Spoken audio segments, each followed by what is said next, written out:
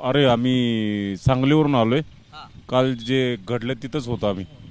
हां पेलगाममध्येच होतो हां बरं आणि आम्ही घोड्यावरून त्याच स्पॉटला निघालो होतो. हां तोपर्यंत ड्रायव्हरने येऊन सांगितलं की असं अटॅक झालाय म्हणून तिथं, म्हणून आम्ही उतरून खाल्लो. फक्त 2 किलोमीटर होतो. बरं तुमची किती दिवसांची टूर होती 27 जण होतो. 6 दिवसांची टूर होती. आजच लास्ट होता. आम्ही जाणार होतो पण कालच तिथून निघून आलो. तिथं आमचा मुक्काम होता काल. हां काल तिथून निघून आलो आम्ही. काय परिस्थिती होती त्यावेळी ज्या ठिकाणी जेव्हा तुमच्या कानावर ही घटना घडली त्यावेळी? काय समजत नव्हतं. घडलं एवढं पण काय घडलं हे माहिती नव्हतं त्यावेळेला. पण एक भीतीचं वातावरण. भीतीचं वातावरण नक्कीच होतं. इथून भीती म्हणण्यापेक्षा इथून बाहेर कसं निघू, आम्ही बाहेर कसं पडू याच ह्याच्यात होतो. जवळपास महाराष्ट्रातल्या 6 जणांचा मृत्यू झालेला आहे. टोटल 27 जण या अपघातात मृत्यू पावलेले आहेत. हो हो त्यावेळेला आम्हाला माहिती नव्हतं, पण आम्ही स्पॉट लावून त्या स्पॉटलाच होतो. हे अतिशय निंदनीय गोष्ट झालेली आहे. सर्वसामान्य माणसांना इथं फिरायचं अवघड झालेलं आहे.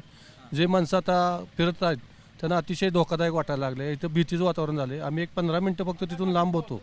दैव कृपेनेच आम्ही वाचलेलो आहे. आणि आमच्या ड्रायव्हरनं पळत येऊन आम्हाला सांगितलं, इथल्या जम्मू काश्मीरच्या जी मदत करतात ते लोक, त्यांनी फार मदत केलेली आहे आम्हाला. त्यांनी पळत येऊन मदत मिळाली प्रामुख्याने. भरपूर मदत मिळाली. स्थानिक लोकांनी केली, आमच्या गाईडनेही केली, ड्रायव्हरनी मदत केली, सगळ्यांनी मदत केली आम्हाला बाहेर पडायला तिथून. मिलिटरीतल्या लोकांनी आम्हाला भरपूर मदत केलेली आहे. लोकांनी मदत केली.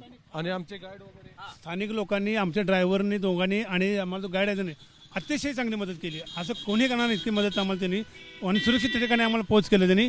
जेवणाची व्यवस्था, हॉटेलची व्यवस्था सगळी व्यवस्थित केली त्यांनी.